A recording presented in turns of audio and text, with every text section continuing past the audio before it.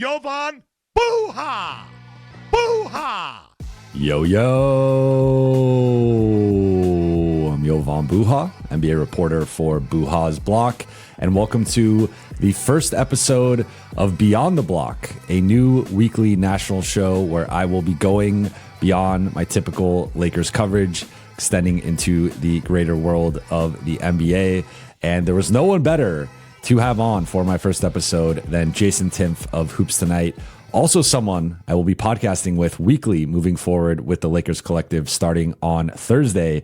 Jason, how are you doing? We were talking about how tired we already are with the season right here. And I was up late recording and editing, and then I got up early to finish the second half of Rockets Thunder and rewatch parts of Lakers Warriors. So we are already in the thick of things, and it hasn't even been 24 hours. Yeah, dude, it's like it's physics. A body that's in motion stays in motion, and like you just get into this groove. I kind of feel like I hit this specific type of wall a couple times each season, like right after trade deadline a little bit, obviously first week of the season, and then also that first week of the playoffs can get brutal, which you're about to experience firsthand now with your new venture, which, by the way, congratulations. I think this is Thank awesome. you.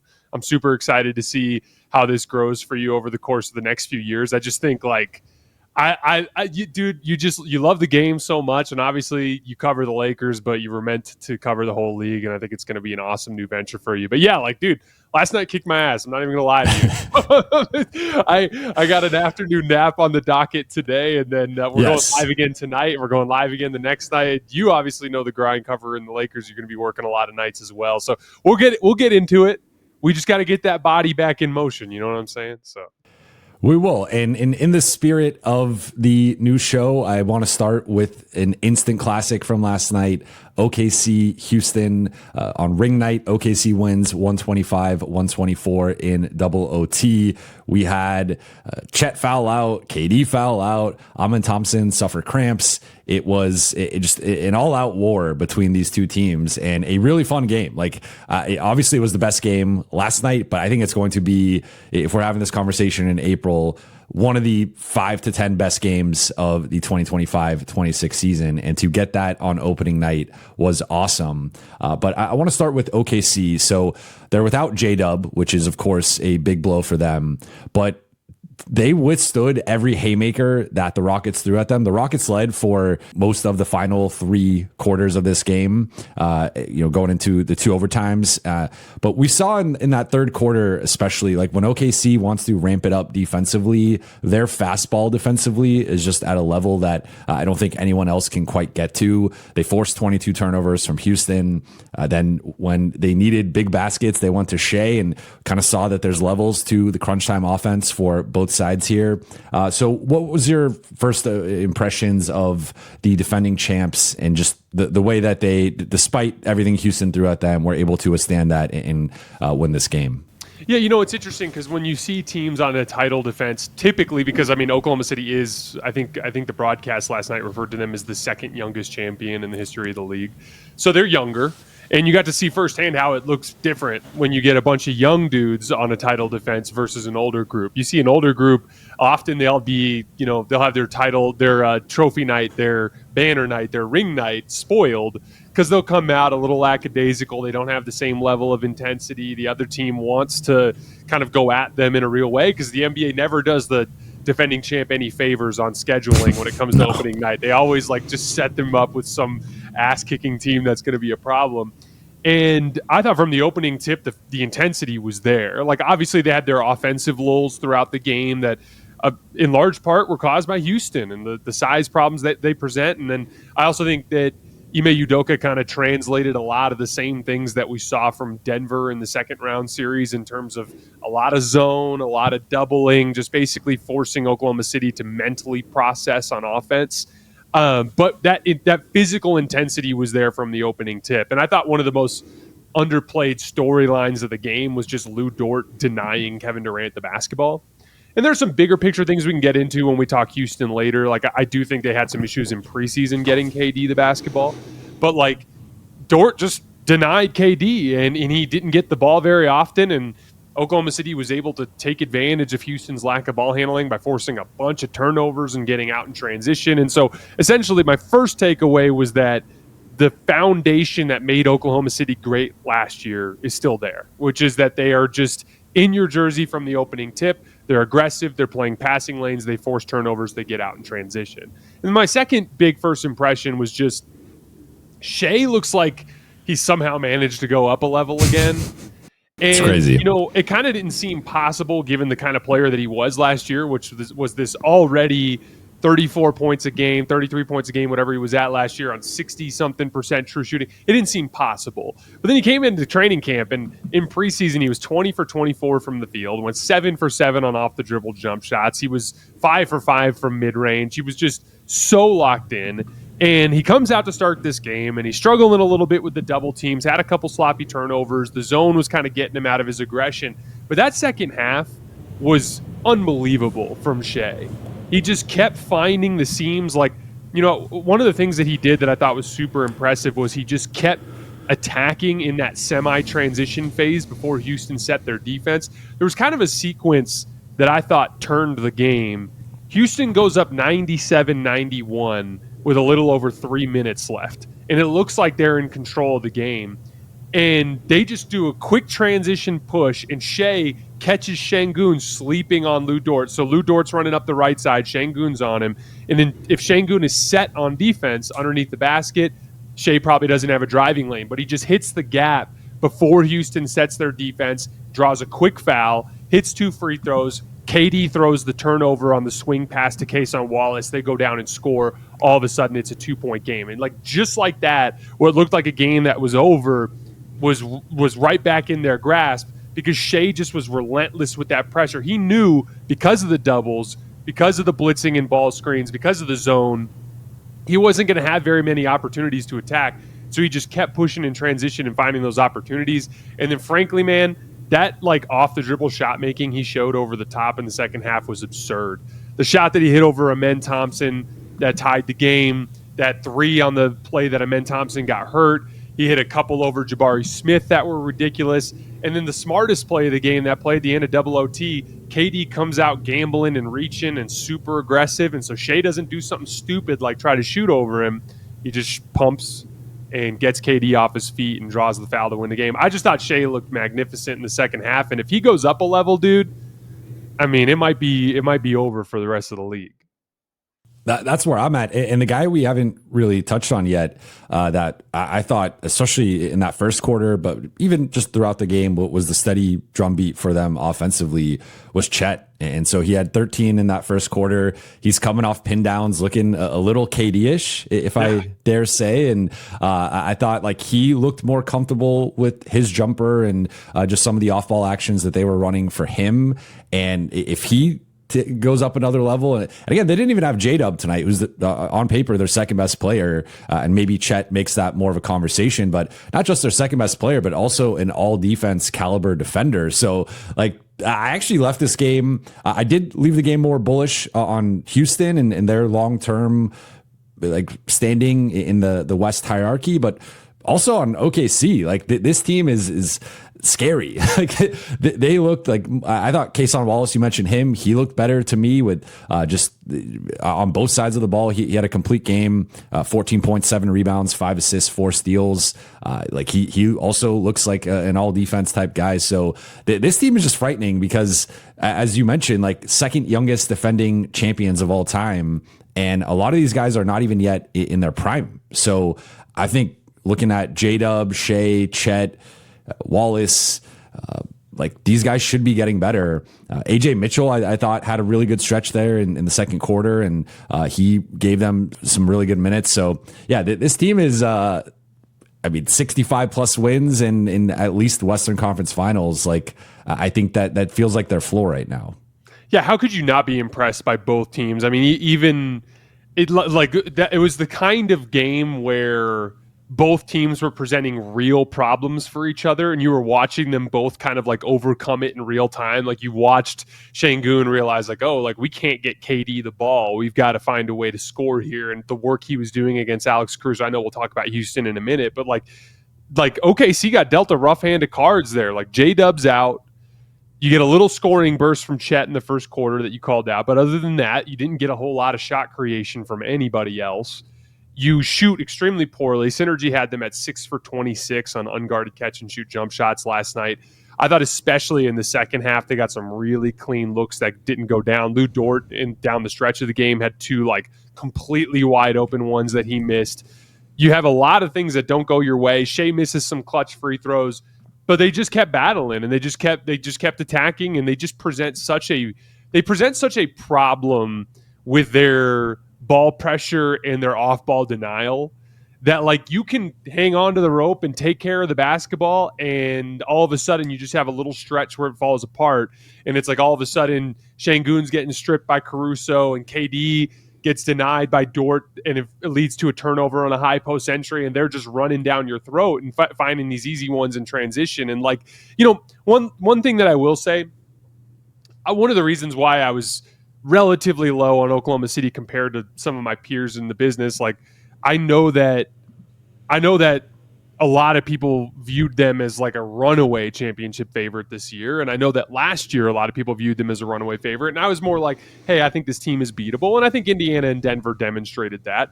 But one of the reasons why is I do think they're relatively light on like that refined offensive skill. Once you take J-Dub out of the equation, there is a lot on Shea. You are going to see a lot of double teaming in zone. And like, I know that there's this thing that you hear from Thunder fans where it's like, oh, we're getting good looks, we're going to make these. And I think there's a huge difference between a shooter that can make shots and what I would consider to be a great shooter. And like Isaiah Joe, like if Isaiah Joe gets a bunch of wide open threes in against the zone, he's going to hit them. He's like a legitimate shooter. But all these other dudes like Kason Wallace and Chet Holmgren, even J-Dub to a certain extent, even Shea, Jay Will off the bench, all these dudes, Lou Dort, they're guys who can make shots, but I would not consider any of them to be a professional shooter, so to speak. And so they are going to go through lulls where they miss shots. And by the way, that's not a hot take. It happened over and over and over again last year in the postseason and in the regular season in some of the bigger games that they lost. And so my long-term takeaway is Shea's amazing. Obviously, this team still has the strong defensive foundation, but I do still think they're prone to offensive cold spells, and I think it makes them more beatable than what you would think from a 68-win team out of the Western Conference last year who's bringing everybody back and who's as young as they are. Like, I don't view them invincible the way I did the KD Steph Warriors, if that makes sense. That makes sense. And I like that you mentioned the Denver blueprint because it felt like with the zone and controlling the glass, they had 16 offensive rebounds and out-rebounded the Thunder by 14 overall. That's kind of the blueprint that Denver with Jokic and Gordon and then some of the zone stuff that they were doing against them in the conference semifinals. Like, I think that's what you have to do against OKC. I will note this number is a little propped up because of the double overtime, but they did attempt 52 threes. And going back to last season, they were 10th in threes per 100 possessions. So that I thought like they kind of had a little bit of a quicker trigger with that, which I guess from a process perspective, maybe nets out in a positive sense, kind of longer term of some of these guys not turning down that first look of, the swing, I'm open, I'm not going to be indecisive. And sometimes when you create that indecision and you get deeper into the shot clock, like the team will stay in zone longer because they're like, this is working. But if you are making them pay for playing off of certain shooters, even if they aren't the most consistent shooters, sometimes I think in the long run, like just getting those reps of we're going to take the first three that's available and we're going to make these teams pay for playing this way. Like, I think that's kind of how you counter it. And that was my favorite thing about this game was it honestly felt like game one of the Western Conference semifinals. Like it had a playoff like vibe. We saw a halftime lineup adjustment where OKC went with Caruso instead of Hartenstein, which we saw them do in several games in the postseason, last postseason. So this just like there was, Houston did some wrinkles with their zone. They were changing some things, playing some guys higher up toward the free throw line, top of the arc. So I liked some of the wrinkles within, like both coaches were actually like going for it and trying to make adjustments. Yeah. It was a I would say size versus speed type dynamic, and both Houston obviously has some speed as well with Ahmed Thompson, who let's transition to Houston here. There's been a lot made about the Fred VanVleet injury and what the offense was going to look like. I actually have been on the side of, I think longer term, this could be a blessing for them. And I know there's been a lot of pushback against that. I thought we saw some mixed results offensively. Again, 22 turnovers for them. I thought it was clunky to start the game. It was a lot of horseshoe basketball, just side to side, not really penetrating the teeth of OKC's defense. But I thought progressively throughout the game, Ahmed Thompson looked a lot more comfortable in leveraging his speed and athleticism, getting downhill, finishing with floaters, getting to the rim. They started to mix things up with Alperen Şengün, bringing the ball up. And then OKC countered with more Caruso on him to kind of pressure him. I thought you saw the Şengün KD two-man game start to form and look more coherent throughout the course of the game. But the Reed Shepherd minutes were brutal. OKC went at him, and wherever he was at in the zone, that was the side of the floor they were trying to attack on. And then offensively, I thought he was forcing things and looked uncomfortable at times against their speed and their ball pressure. So with Thompson going out with the cramps, that was obviously a big blow for them on both sides of the ball, lost their best Shea defender. But just overall, like, what did you make of how Houston looked offensively? And did this change how you view them at all in the West hierarchy? Because I know a lot of people were much lower on them post Fred VanVleet injury, but are they still, 2 seed last year, I think their over-under is like 52.5. Are they still in that upper echelon for you, maybe a little bit below OKC and Denver, or how do you view them coming out of this game? Yeah, so when the Fred VanVleet injury first happened, I was relatively low on them, but I was higher on them after watching them in preseason. Mostly just because you could see how good Şengün looked. Like, Şengün looked awesome in preseason. And in general, just their talent and physicality and size just was screaming off the screen in preseason. So I had moved a little bit higher. Like, I did a show with the Nerd Sesh guys where I had moved them I had them down at like 7 or 8 in my contender rankings, and I'd moved them up to 5 after preseason, right behind Minnesota. And I actually even think I might still be with that a little bit too low on them, in the sense that they are still figuring all this out. And they have a lot more that they bring to the table offensively than I had thought that they would at this point. And what I mean by that is, like, yeah, there's still some flaws. There's spacing stuff. Like, both Tari Eason and Amen Thompson are going to have to take threes, because last year they were utilized more as cutters because they didn't run the two big lineup as much throughout the regular season. And if Steven Adams is going to be on the floor and he's going to be operating under the basket, you can't really cut into that space, which is going to force Amen Thompson and Tari Eason to hit threes. They're going to have spacing issues. Şengün hitting the above the break threes, I thought, was key for their spacing. That's going to be something to keep an eye on throughout the season. But they have like 3 legitimate matchup problems. Like, if you let Şengün work one-on-one, he's going to beat bigs and smalls. He's just an awesome one-on-one player, and he's developing as a playmaker as time goes on. We saw down the stretch of regulation when they started spamming that like right slot ISO with Amen Thompson, where he was just going at Cason Wallace just right off the right wing and just beating him to a spot in the middle of the floor and then just popping up off the ground for that little floater that he's good at. Like, Amen Thompson in space attacking off the dribble is a real kind of matchup problem that they present to people. And then Kevin Durant, not everybody in the league has a Lou Dort that's going to get up underneath him. And by the way, this is one of my biggest beefs with Oklahoma City in general, is just like, Lou Dort is allowed to just come out from the opening tip and beat the crap out of you for 48 minutes. And then you can get Alex Caruso too. Exactly. Like, they just beat the crap out of you for the entire game. And then there's like nitpicky stuff that happens on the other end that can drive me insane. But like, not every team's going to have a Lou Dort. And like you saw, like, there was a play where Kevin Durant brought the ball up the floor and Lou wasn't applying as much pressure, and Şengün was actually able to set a pick on him. And when he actually set the pick on Lou, that forced Hartenstein to step up. Easy little bounce pass to Şengün in the pocket. They got a bucket. Like, there's going to be a lot of easier stuff that they get throughout the regular season out of that Kevin Durant-Şengün two-man game. And when Kevin Durant got freed from Dort, he was 9 for 12 on twos. So they present a lot more offensive firepower than I think even myself and others were giving them credit for before the season. And so I kind of came away from that game feeling like they're going to win a lot. Like, I think they could be more in that like 55, 56 win, compete for the 2 or 3 seed type of territory. They're just massive. for as big as they are too, I thought they rotated well. Like I thought they kind of congested and rushed a lot of Oklahoma City's catch and shoot threes out of those actions. There were a lot of plays where players got into the middle of the floor and like Jabari Smith or Men Thompson would kind of peel off of a guy and get a late kind of contest from behind that would make a shot tougher. The rebounding obviously is a key piece of it. Although, interestingly enough, I thought down the stretch in overtime in particular, Oklahoma City kind of controlled the offensive glass, which was a weird kind of subplot in that game. Like it almost looked like Houston was getting tired down the stretch of that game.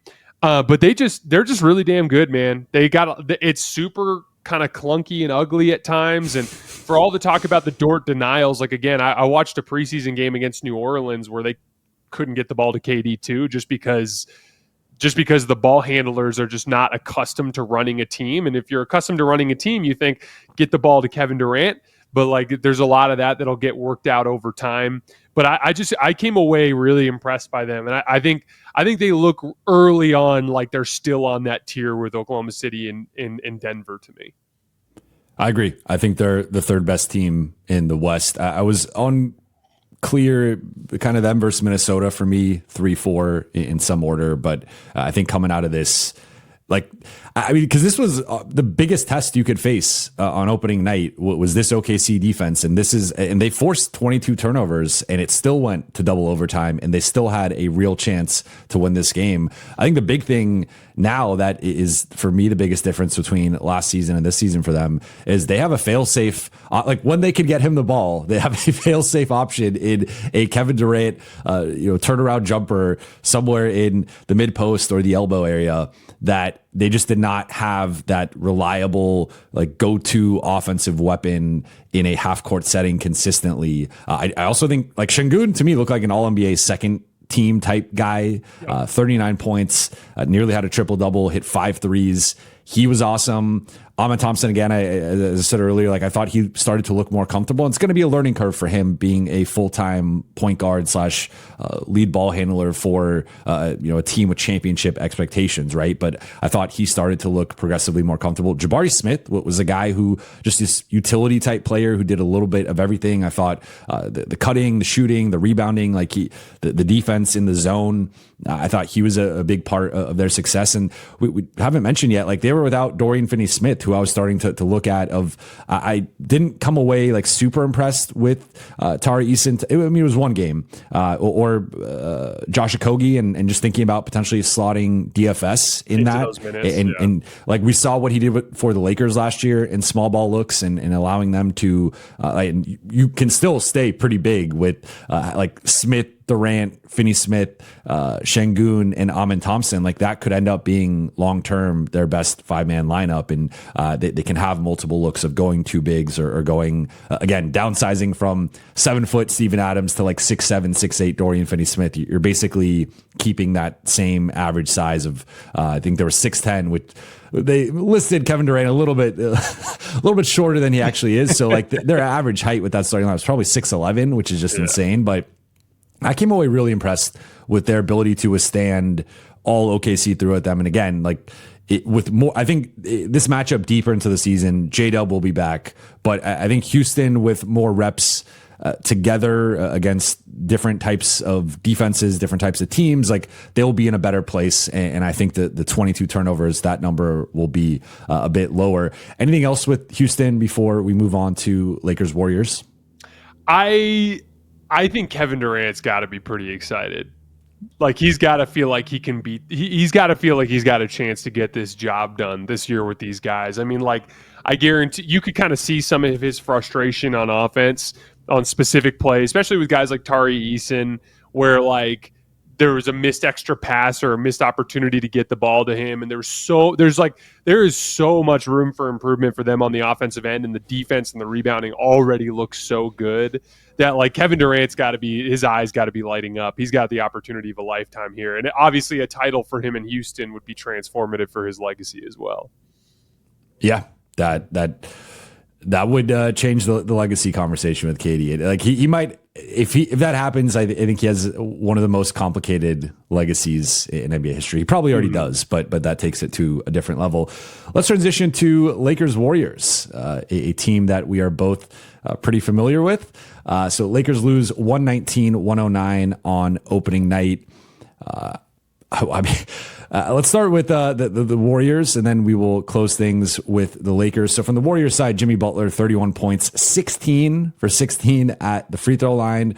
Jonathan Kuminga, to me, showed some real progress offensively as a playmaker and sometimes lead ball handler, but often second side creator for them with 17 points, 9 rebounds, 6 assists. Steph had a relatively quiet night by his standards, 23 points, 6 of 14 shooting. Buddy Hield, 17 off the bench and hit, I believe, 3 or 4 threes in that fourth quarter. So with Golden State, it felt like they picked up where they left off to close last season post Jimmy trade, where they were one of the best teams in the West. And if we're judging their record and net rating, like they belong in that conversation, not at the OKC level, but right there probably with Denver and Houston and Minnesota. What was your first impression of Golden State, this new version with Al Horford? What did you make of the Warriors? You know, they're the team that I think, other than the Clippers, that got made fun of for being old more than anybody else. For obvious reasons, you had Jimmy, Steph, Draymond, and Al all over 37, right? But when they're all healthy, I didn't think they looked old last night. And I think there's 2 reasons why it kind of comes off that way when you're watching them on TV. First of all, there's plenty of fast players on the roster. Like Jonathan Kuminga's fast. Podziemski can move pretty well. Will Richard can move pretty well. Obviously, I was impressed by him. Yeah, like Gary Payton can move pretty well. Like they've got a lot of guys on the roster that move well off of the older guys. And then the second piece of it is, this is not like we've known this rooting for LeBron and Anthony Davis over the years, where like AD can have a motor that kind of ebbs and flows sometimes, and LeBron, in the regular season, he'd pick his spots as a dude in his late 30s, right? And one of the things that I've noticed in general with that group of older players, Steph and Jimmy and Draymond and Al are a group of guys that is particularly competitive and engaged on a possession-to-possession basis. Because, like, one of the things that you notice with older players is it's not so much that they can't keep up. It's that when they kind of let their foot off the gas, the athleticism gap screams off the screen when they start to chill a little bit. And there's just no chill with those dudes. They're locked in, and you can tell they sense an opportunity, and they're super engaged, and they don't have like an Anthony Davis type who just has a motor that can ebb and flow. And so for a veteran group, they play super hard. And so just in general, I didn't think they looked old. Like, the team that stuck out like a sore thumb last night in terms of their physical intensity was the Lakers, which who we'll talk about in a minute. But like, you watch Houston, you watch Oklahoma City, and then the second game tips off, and you see the Warriors like forcing Austin Reeves to pick up his dribble literally like 48 feet from the basket, and like applying pressure all the way out to half court and flying around in rotation and swarming guys who are catching in the middle of the floor and really executing their defensive game plan to a high level of intensity. And I just was super impressed for a group that's leaning on full rotation players that are 37 and older. They don't look slow, and they don't look old. And that would have been your major kind of like concern with that roster that is otherwise pretty well built. And then the second piece of it is just they desperately need offensive firepower off of Steph, and Jimmy Butler showed the ability last night to consistently attack mismatches, whether it was Jake LaRavia or Gabe Vincent, and he was able to get to the foul line a ton. He brings this like foul grifting element that Warriors fans haven't had the ability to root for in recent years, and now they're getting to experience it firsthand. Maybe it'll change their perspective a little bit. I doubt it, but we'll see. But Jimmy Butler's bringing that secondary scoring pop. Obviously, only one game, but if you really juxtapose it with how he played to end last season before his tailbone injury, there's a lot to be excited about if you're a Warriors fan. Yeah, I thought you nailed pretty much everything. Like, this is just a professional basketball team. Yeah, they're a serious team. They're a serious team. They're the modern day San Antonio, right? Like there's been this transition from the mid 2010s on into like San Antonio had their era from the late 90s into the mid 2010s, and Golden State has taken the baton, and they are the most professional franchise over the last 10 years. And they have a system that they've been running now for over a decade, and they plug and play players who fit that system. And I know Al Horford didn't have the best game from a box score perspective, but he looked like a Warriors player out there, and the ability to switch onto Lakers ball handlers. We saw that last season for the Lakers. Remember that game in Boston where they tried to ISO Al Horford a billion times, and he held up incredibly well against Luka and LeBron and Austin. So we saw shades of that. But yeah, I mean, Jimmy, I thought looked like that was just really impressive performance from Jimmy. He, I think, was their best player, all things considered. I thought Kuminga to me is like the X factor here, where looking at like his career highs, not close to that in points, but rebounds, his career high, I believe, is 11. So 9, he was right there. Tied his career high with 4 threes. Career high in assists is 7. He had 6. So this was like outside of maybe the scoring, which I think, of course, you're not going to expect to be as high in a game where Steph and Jimmy are both healthy. Kuminga to me looked like he was engaged. Like he did have a little bit of a rough first half, 1 for 6, and I thought was forcing things a little bit. But if he's playing like this, like, and this is going to sound crazy because Luka had 43, but I thought he defended Luka fairly well. Like Luka's just Luka, otherworldly. Yeah. He's superhuman. He's incredible. And that will be the first thing we touch on when we talk about the Lakers. But like Kuminga, to me, he was like an innings eater defensively, and it also allowed them to funnel Luka or funnel other guys into Draymond and have Draymond and Jimmy more as roamers and helpers, and then even some of the speedy guys coming from behind, like Pods or Gary Payton, to poke balls away. Like it made sense, and if he can be that third option consistently for them, and then also be someone who can defend bigger wings and primary guys on a consistent basis and at a reasonably high level, that is a very valuable player. And I don't know what's going to happen long term. It does feel like this is still trending toward him getting traded maybe around the trade deadline or next offseason or whatever. But like that version of Jonathan Kuminga, I do think like changes their ceiling a bit, where if they can get that version of him or close to that version of him on a nightly basis, I do think that they probably jump up a little bit in the hierarchy, and they're right there. I think maybe a little bit behind Houston, Minnesota from like a ceiling perspective. But I mean, they won game 1 in Minnesota last year. Who knows what happens if Steph doesn't go down? So I think if you're a Warriors fan, you leave pretty encouraged by this game. And really, they kind of tricked it away a little bit midway through the fourth. It felt like they stopped. They kind of played some of the prevent basketball we've seen the Lakers play, where they're rolling the ball up the floor. They're kind of going through the motions offensively. That's when LA went on that run. And then when they really needed to lock in and get back to their motion offense, that's when we saw them put the game away. Yeah, like Steph jacked up a couple ISO threes that he missed that were kind of like he was just going for the dagger kind of shots. Yeah. And the Lakers and Austin finally hit a couple shots down the stretch after he had a pretty rough night. And honestly, like I'm a big believer that when games like that are flowing like that, what tends to happen is the better team just regains control. And that's exactly what they did. They went down and Draymond hit a 3. They had a really nice double team rotation off of Luka where Steph blocks that corner 3. Jimmy attacks Luka in space, gets a layup. Game's basically over from there. Like I wouldn't call it a fake comeback, as us Lakers fans are known to call it, but it wasn't exactly what I'd consider much of a threat. The two halves from Kuminga really are the entire story of his time in Golden State, in the sense that in the first half, it's like there's 2 or 3 of these like weird ISO jumpers that he takes early in the clock that just aren't good shots.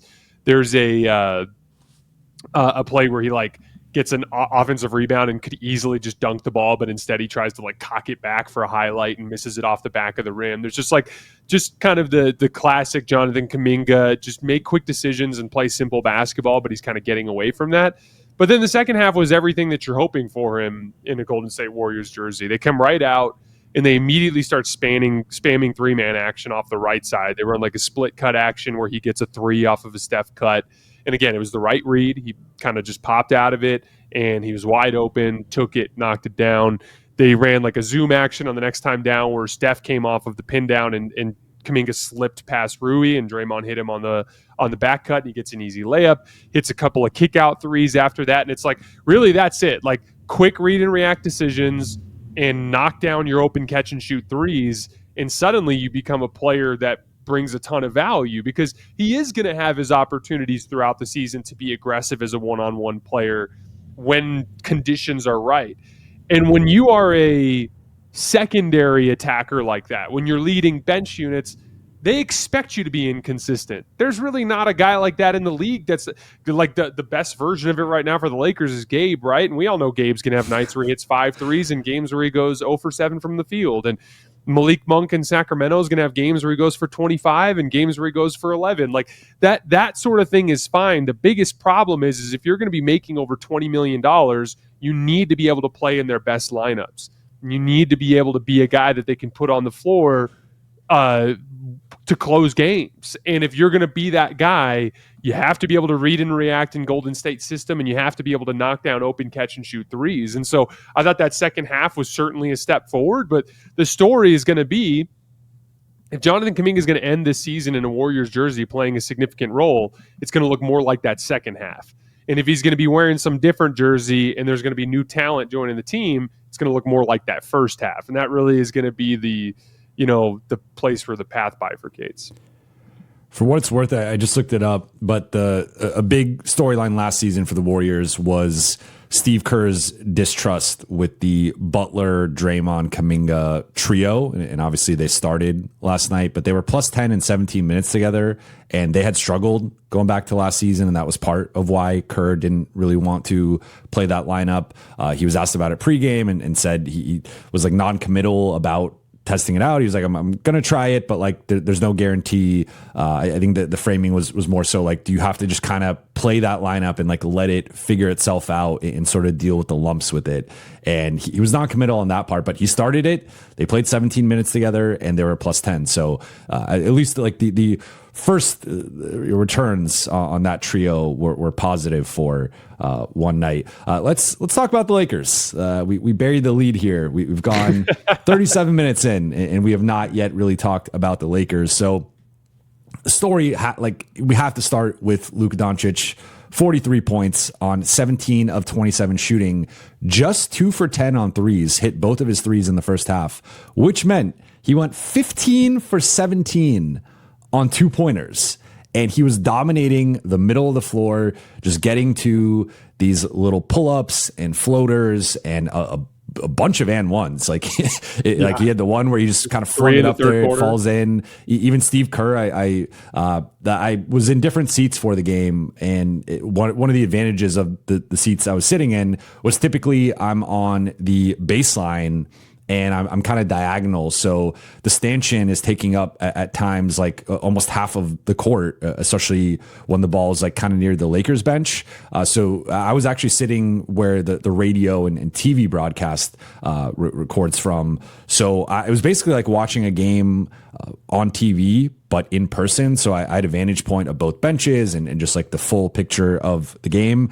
And when that Luka fling, I looked directly at the Warriors bench, and the coaches just kind of like threw their hands up and just started laughing. And we're like, what are we supposed to do with this guy? Like, you knew every possession was going to Luka. They could not stop it. They tried to blitz him at times. And I think the Lakers could have handled those 4-on-3 situations a bit better. But I guess the biggest silver lining for me for the Lakers long term has to be that if they're getting 43, 12, and 9 from Luka, not every night, but I think that they're going to need it, honestly, more often than not until LeBron returns. Like that to me, like they will beat more teams than not. Like they'll be above 500.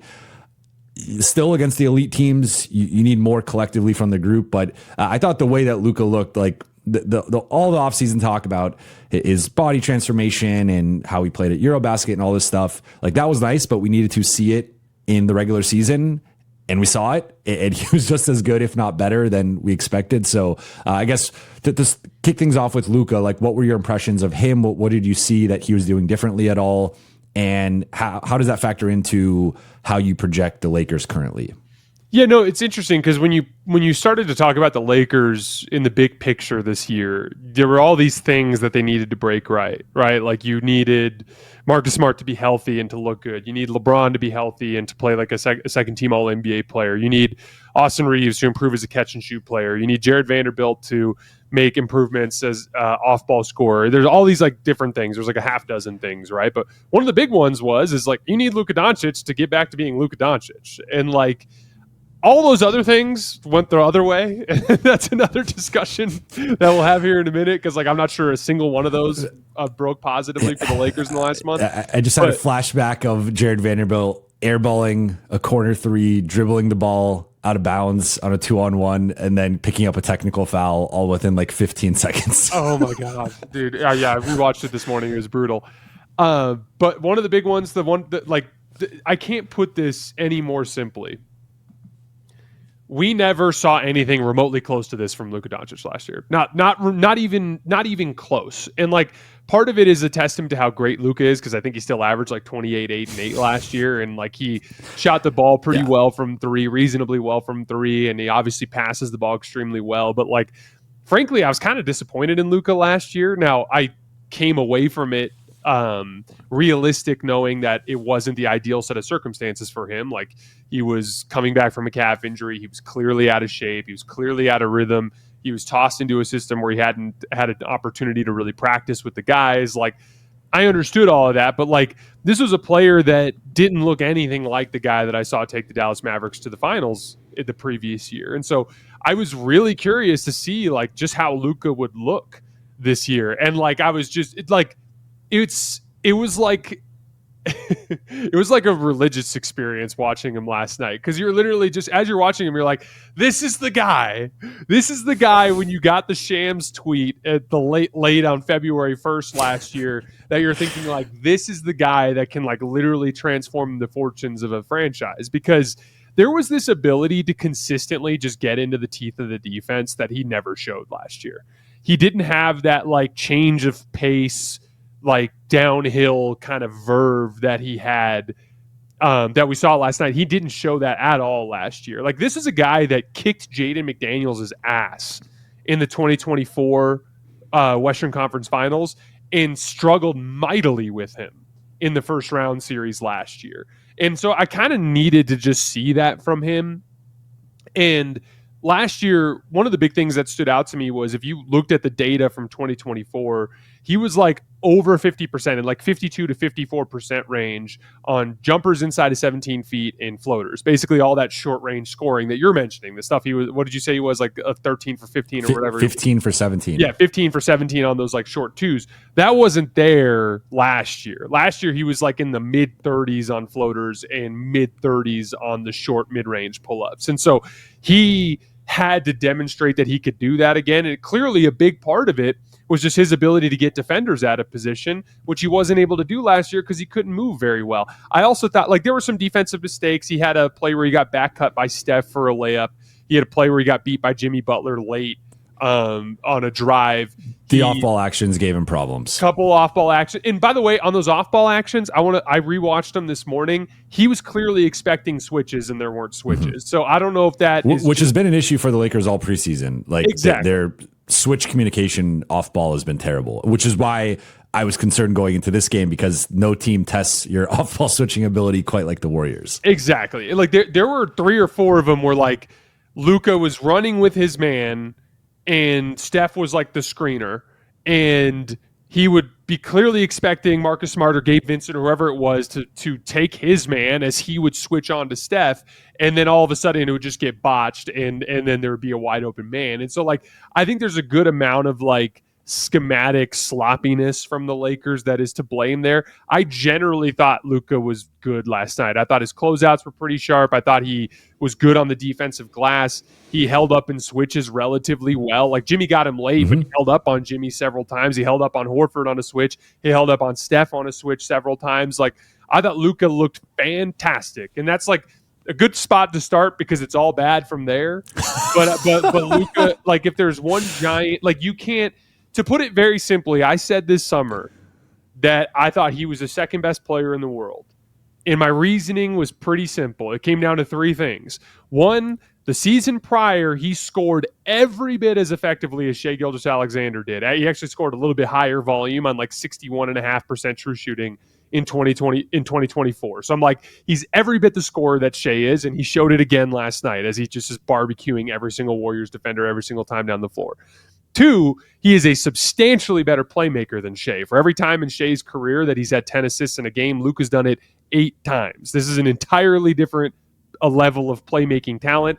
And then three, I was expecting the improved conditioning and just his overall shape as an athlete to allow him to be a better defensive player, which I think he showed last night. So, like, if there's one silver lining here, if Luka made a strong case last night that he's the second best basketball player in the world right now.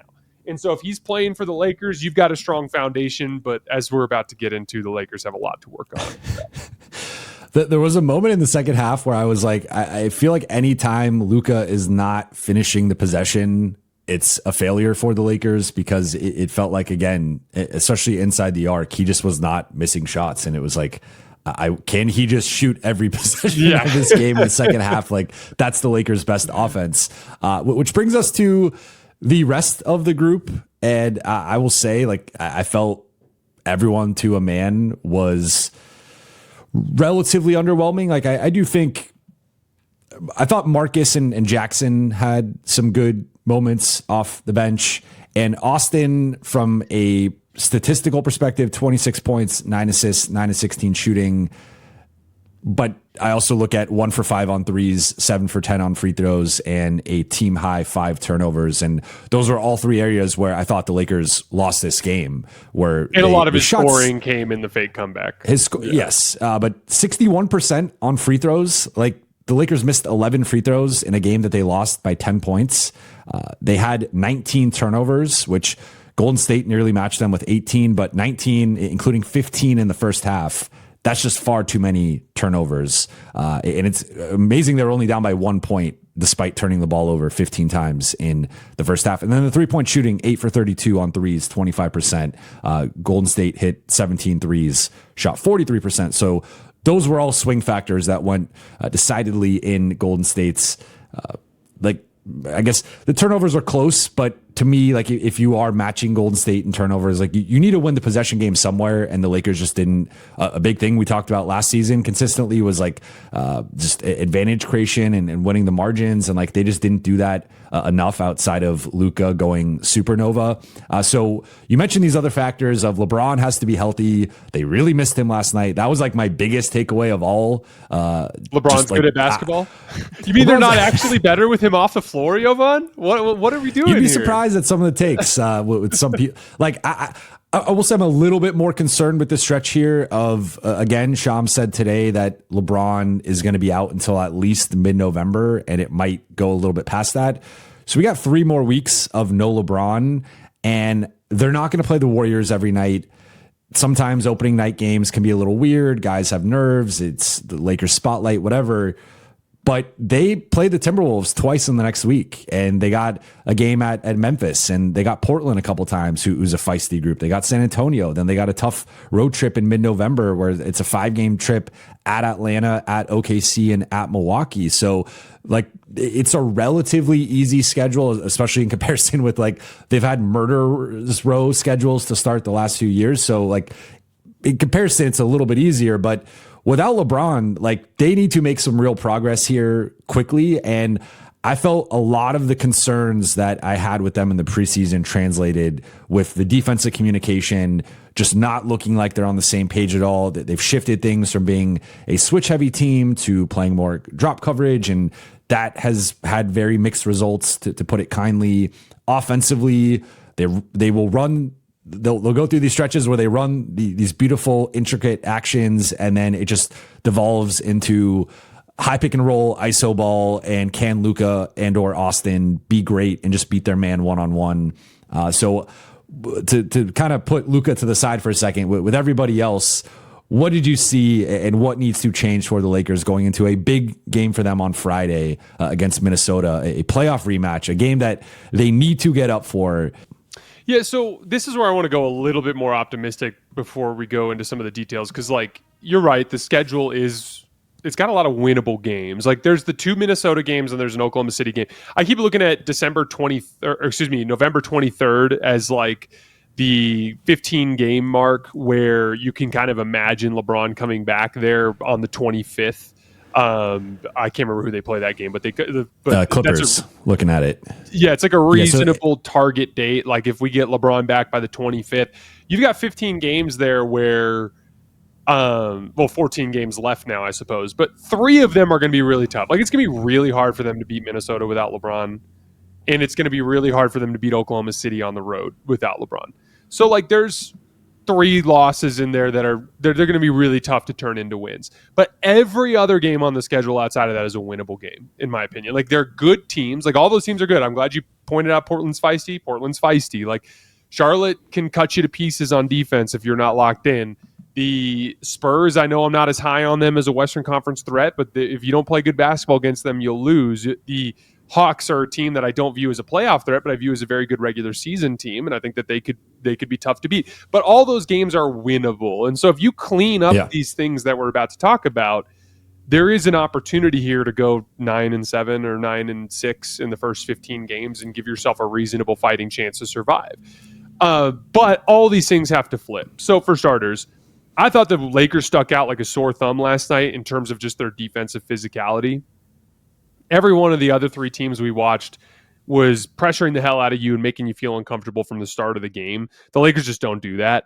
There's very much like a kind of like passive approach to defense, very much a positional approach to defense. We're just keeping the ball in front, but there's very little in the way of pressuring and making the opponent uncomfortable, which can lead to the opposing stars cutting you to pieces because they're comfortable from the opening tip of the game. And then on kind of like a more line item way of looking at it, just in general, their overall defensive communication, like you mentioned, there were just so many botched coverages throughout the game. I think DeAndre Ayton individually has to have a much greater attention to detail at the rim defensively. I thought there were a lot of possessions where he would kind of float back into the play and not be in position to help on back cuts. He's got to do a better job of just like kind of doing what Anthony Davis did for this group against the Warriors, which was patrolling the paint off of all of that player movement. It's much better to give up a dude shooting coming off of a screen than it is to give up a layup because the guy's getting back cut and you're not in position. Their transition defense looked super sloppy. Austin continually over the years has shown a little bit of a tendency to struggle against physical athletic defenses that swarm him. He can get into the trees underneath the basket, and that's what leads to the turnovers.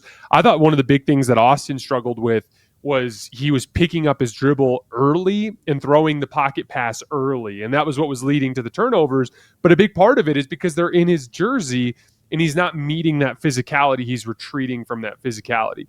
One of the reasons why Luka Doncic handles ball pressure so well is he attacks the ball pressure with physicality and gets you stuck on his side, and then he starts to work his way downhill. And so there's not a whole lot of physicality anywhere on the roster, and that's a larger roster concern that I have. But in general, I thought that they just lost that like point of attack physicality, force your opponent to be uncomfortable type of battle.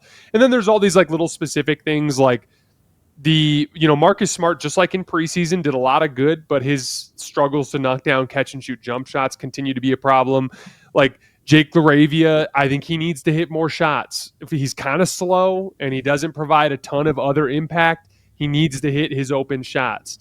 Jared Vanderbilt, like I get it, dude. No one's asking you to go out there and shoot 38% from 3, but you got to be able to catch and finish wide open layups. When you're driving down the lane and Jackson Hayes is wide open for a drop-off, don't try to shoot through Draymond Green. Just drop it off to Jared Vanderbilt. On those open threes, like he's got to hit 34, 35% of them in order to be a reasonable threat. There's just like... He's got to get to like 28% first. Yeah. Let's start with hitting the rim. We'll work our way up from there. Baby steps. Yeah, he had one in preseason that was even worse against Sacramento. That was about 3 feet wide and to the left out of the right corner. But like, it's just all those little things we talked about. They've got to trend back in the right direction. But I will say this: the last thing I'll say about it. Like, I watched the film this morning, and there is so much that can be cleaned up. There's a lot of like little details in terms of defensive positioning and communication, transition defense in particular. Shot making and spacing off of Luka. Like Luka's so damn good. he only had like, I want to say like a 106 offensive rating when he was on the floor last night. And a big part of that was like some of the ways they botched short rolls, some of the ways that they failed to pay off with a quick decision making off of the attention he was grabbing, or even just knocking down open shots. Rui missed 2 wide open ones during the third quarter run. Like, Rui's got to knock those down. Like, there's a lot of things they can clean up. And if they do clean those things up, you've got the second best player in the world on your team, and LeBron James is coming back. So like there's a trade to be made potentially if Rob feels so inclined. Should be made. Yeah, should exactly, be made. Exactly. Yeah, well, like one big thing for me last night, I was more disappointed with the offense than the defense. Like the defense, I was disappointed in the preseason with it. So like I've lowered my expectations. I think entering the season, I kind of had them in a range of like 13 to 17 defensively, and 13 was more the upside, 17 was more the downside.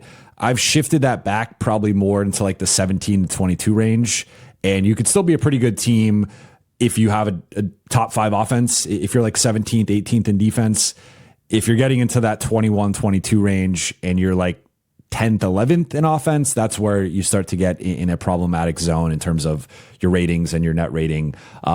So the defensive end, I actually thought like they had some nice stretches where like there was plenty of breakdowns, plenty of mistakes. So it was not a good defensive performance, but I thought there were some stretches where you mentioned Luka. I thought he held up well in switches. I thought DeAndre Ayton actually held up better, especially in comparison to what we saw from him in the preseason, where I thought he did not play up to touch well enough in the preseason. JJ called it out multiple times that DeAndre and Jackson were playing too low in their drop coverage, and playing the Warriors, like you have to be up to touch, both because of, I mean, you have to be really above the level because of Steph, but then also because of having Al Horford and Quentin Post out there now.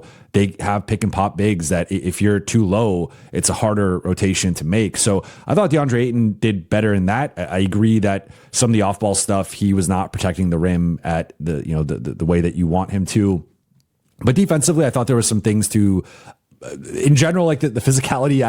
I don't know if that's going to change. I don't know if that's it feels like this is kind of a finesse team that maybe Smart and Vando are the two guys that can provide that. But Smart got in foul trouble. Vando, for whatever reason, has kind of amped down the aggression. I thought earlier in the preseason, he was far more aggressive on the ball and being disruptive, and just hasn't been quite the same guy the last couple of games. And I don't know if it's because he got kind of demoted within the rotation. He was technically the 9th man last night, only played 12 minutes. So I don't know what's going on with that. But to me, the offensive end was where I had far more concerns with this group. Like, Rui got involved a little bit late during that fake comeback. DeAndre Ayton got a couple baskets late, but they just was a bad flow and rhythm offensively, where it almost felt like a playoff-like offensive approach, where we're just going to solely lean on our stars. And some of the other guys felt like they were turning down good looks to try and find a great look, and then that great look just wasn't there. And